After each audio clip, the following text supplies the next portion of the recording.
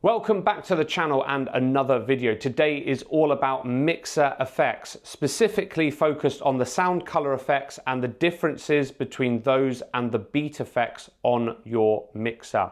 Now I'm going to be demonstrating and showing you the differences on the DJM mixer that is behind me. However, even if you have one of these, which is the Flex 4, you will have access to both types of effect. You just have to access them mainly in the software versus on the actual mixer itself. Very quickly before we get started on this topic, a whopping 94% of my regular viewers are not yet subscribers to this channel. If you find my videos useful, the best free way in which you can help me out is to hit subscribe down below. In exchange, you get regular content from me giving DJ tips, advice, and information based on all of my years as a working DJ. And I also am pretty active in the comments, answering any DJ related questions that you have. Thank you in advance, and now on to today's video. So I've got here the DJM 750 Mark II setup. Now, as I've mentioned, you don't actually need a DJM mixer in order to access the beat effects and sound color effects. You even get these on controllers like the FLX4, which is just on screen here. You just need to access them in the software, in the Rekordbox software. But you can see here, it's a very similar layout. We've got the beat effects here.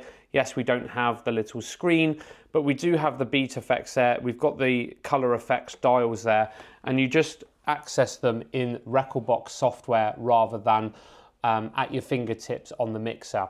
The 750 or any DJM just has things built into it, so it's just easier to show you.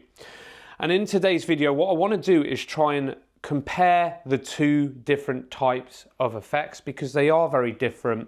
And I think when you're starting out as a DJ, it's quite overwhelming, right? So it's important that you do know the differences, and also we can talk about when and how to use these as well. So let's first and foremost talk about the fundamental differences between these two bank of effects. Starting off with beat effects then. It does what it says on the tin.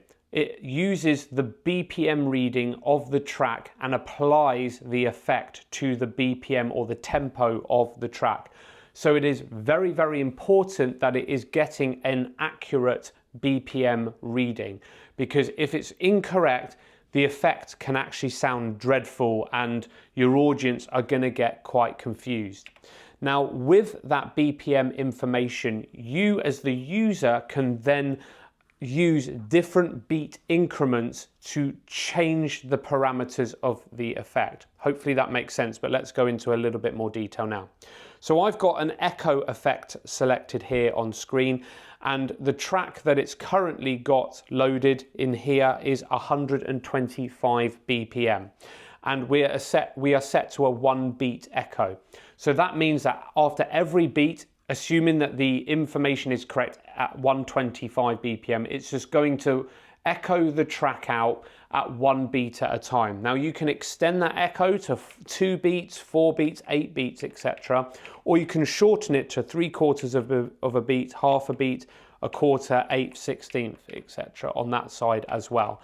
But it's very, very important for the BPM to be correct, because otherwise the actual echo itself will sound out of time, and the mix, or the audience that you're playing out to, it's going to be quite confusing for them, because the echo's not going to be in time with the music. It's going to just muddle the whole mix. So just bear that in mind when you're using the beat effects.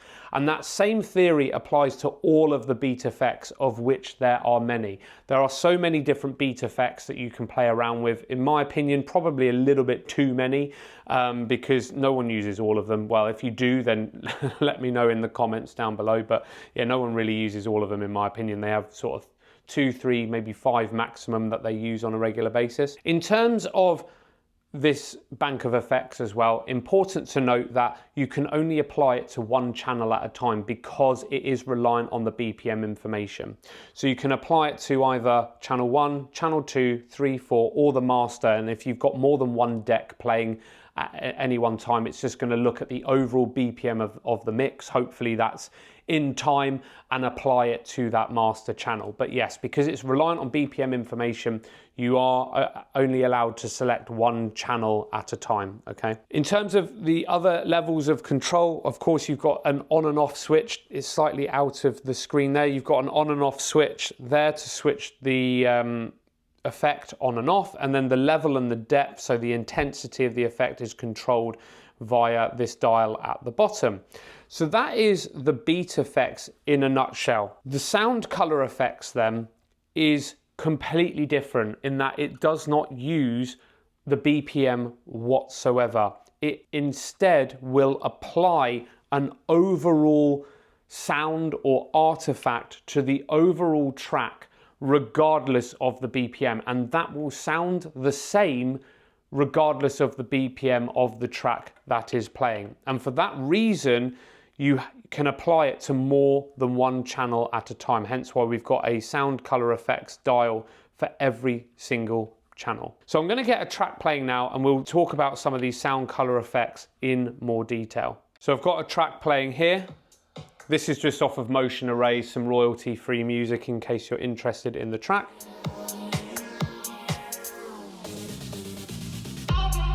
So in terms of sound color effects then, let's look at the filter first and foremost. Now anything, if you're going to move the sound color effects to the right, the dial is going to focus on the high frequencies. It's called a high pass, and generally anything moving the dial to the left is considered what is known as low pass, so it's going to focus on those lower frequencies.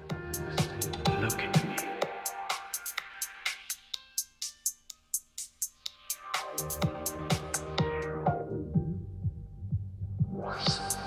So you can tell there that it really doesn't matter what the BPM of the track is, it's just filtering through those high and low frequencies depending on where you set the dial to go. You can also increase and decrease the intensity of these effects by using the parameter dial just underneath the effects here. So all the way to the maximum.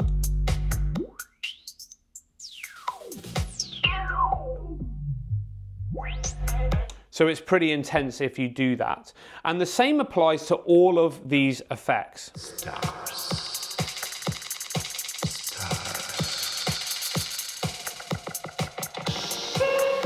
So that's the dub echo. I love using that on build-ups of tracks, but it really isn't reliant on BPM at all. Now, depending on what mixer that you have got in front of you, you might actually get up to 6 sound color effects on Pioneer DJing equipment. This is a 750, so we've got 4.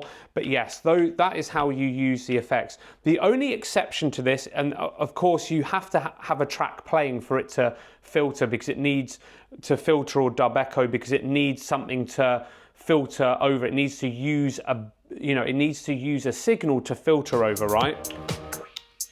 The only one that is a little bit different is the noise effect. Now you might see James Hype using this a lot, but all this does is effectively apply a level of white noise over the track. And by going either right or left just determines the frequency of that noise.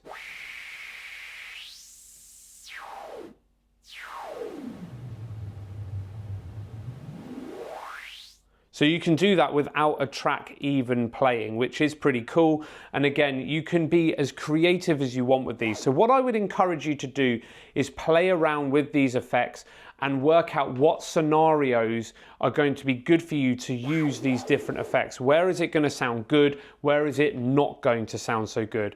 My personal 2 favorite effects that I use are the filter and the dub echo. When I'm mixing, I like to filter out tracks. Look at the stars. And then, as I mentioned, I quite like using the dub echo on build-ups of tracks as well. Look at the stars.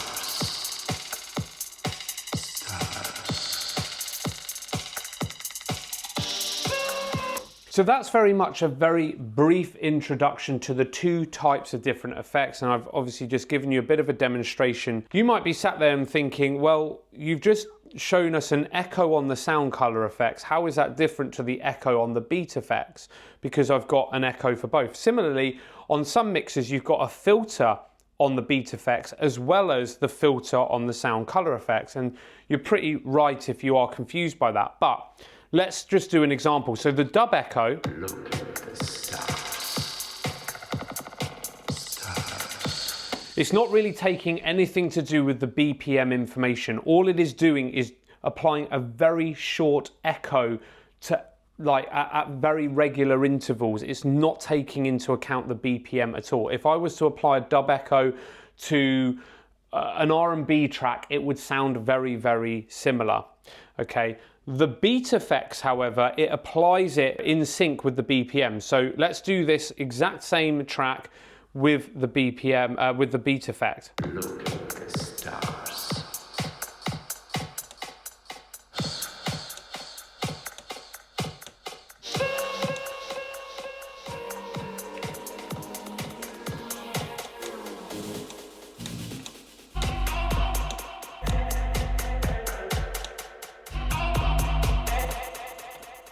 So you can see there it's a lot more rhythmic in terms of how it is applying the effect as opposed to just applying it to the overall track and almost like a blanket across the track, which is what you get with the dub echo. So using that theory, you can then apply this to any of the sound, color, or beat effects. So I hope you found this video useful. That is an overview of the differences between beat effects and sound, color effects. Do let me know any questions that you might have in the comments down below. Of course, this video, we haven't spoken about every single effect and what it does in detail. If you want that video and this video gets a lot of interest, then I will look to make that video. I can break down every single effect on the mixer, show you what it does. Same with the sound color effects if that is of interest.